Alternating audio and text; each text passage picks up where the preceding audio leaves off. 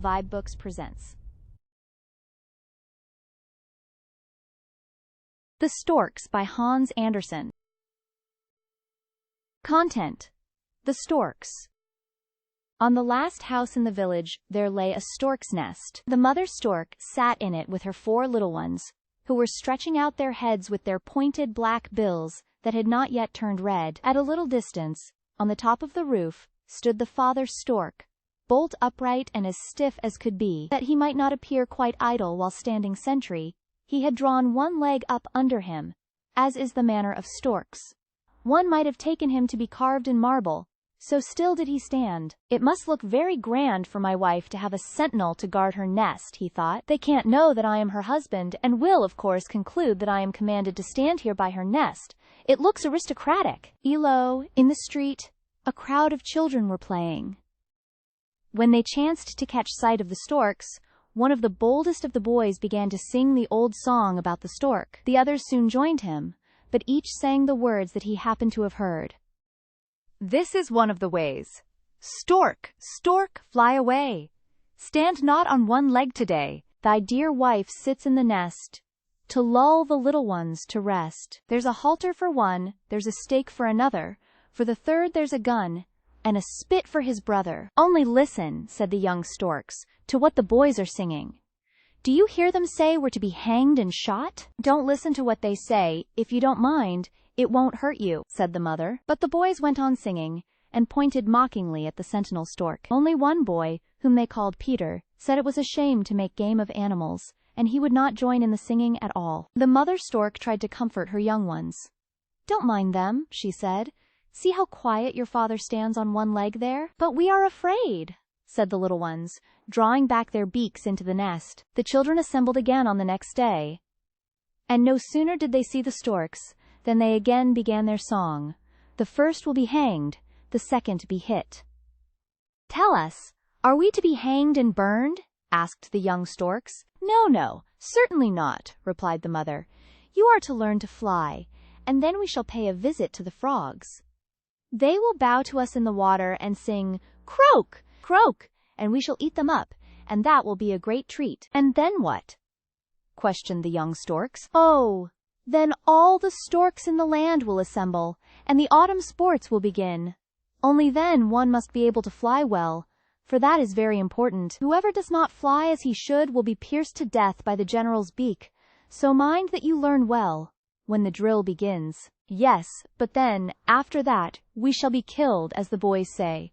Hark, they are singing it again. Attend to me and not to them, said the mother stork.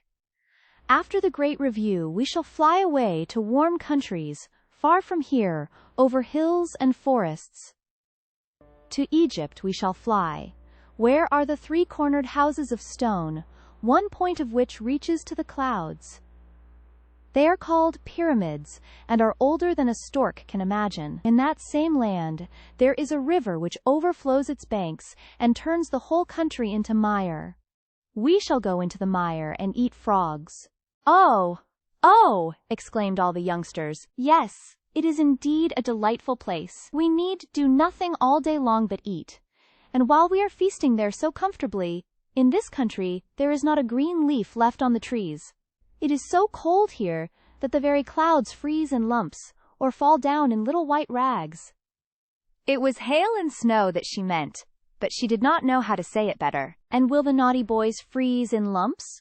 Asked the young storks. No, they will not freeze in lumps, but they will come near it, and they will sit moping and cowering in gloomy rooms while you are flying about in foreign lands, amid bright flowers and warm sunshine. Some time passed, and the nestlings had grown so large and strong that they could stand upright in the nest and look all about them. Every day the father stork came with delicious frogs, nice little snakes, and other such dainties that storks delight in. How funny it was to see the clever feats he performed to amuse them. He would lay his head right round upon his tail, and sometimes he would clatter with his beak, as if it were a little rattle, or he would tell them stories, all relating to swamps and fens.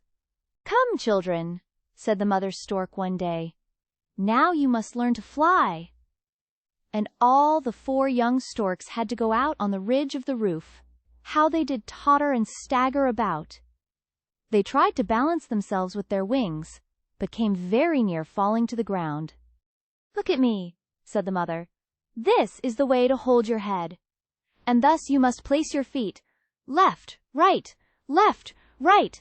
That's what will help you on in the world." Then she flew a little way, and the young ones took a clumsy little leap. Bump, plump! Down they fell, for their bodies were still too heavy for them. "I will not fly," said one of the young storks, as he crept back to the nest.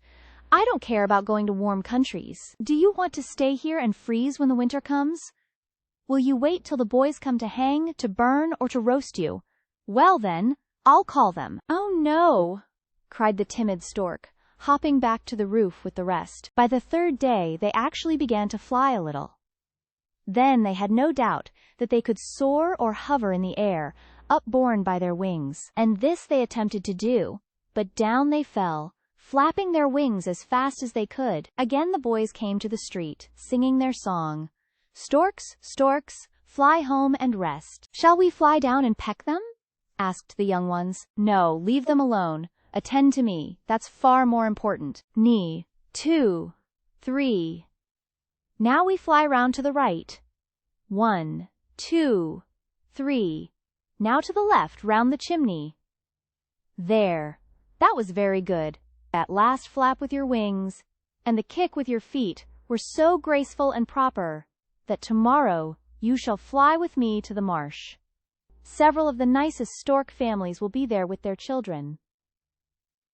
Let me see that mine are the best bred of all. Carry your heads high, and mind you strut about proudly, for that looks well and helps to make one respected." "But shall we not take revenge upon the naughty boys?" asked the young storks. "No, no, let them scream away as much as they please. You are to fly up to the clouds, and away to the land of the pyramids, while they are freezing, and can neither see a green leaf, nor taste a sweet apple." "But we will revenge ourselves," they whispered one to another. And then the training began again. Among all the children down in the street, the one that seemed most bent upon singing the song that made game of the storks was the boy who had begun it, and he was a little fellow hardly more than 6 years old. The young storks, to be sure, thought he was at least 100, for he was much bigger than their parents, and, besides, what did they know about the ages of either children or grown men? Their whole vengeance was to be aimed at this one boy. It was always he who began the song and persisted in mocking them. The young storks were very angry, and as they grew larger, they also grew less patient under insult, and their mother was at last obliged to promise them that they might be revenged, but not until the day of their departure.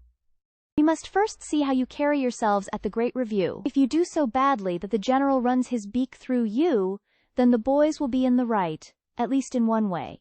We must wait and see."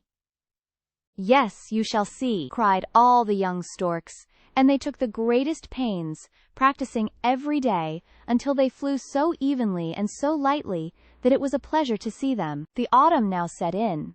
All the storks began to assemble, in order to start for the warm countries and leave winter behind them.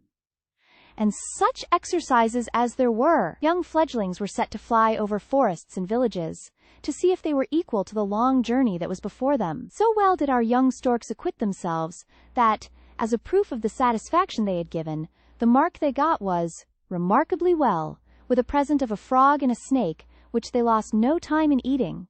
"Now," said they, "we will be revenged." "Yes, certainly," said their mother, "and I have thought of a way that will surely be the fairest. I know a pond where all the little human children lie till the stork comes to take them to their parents.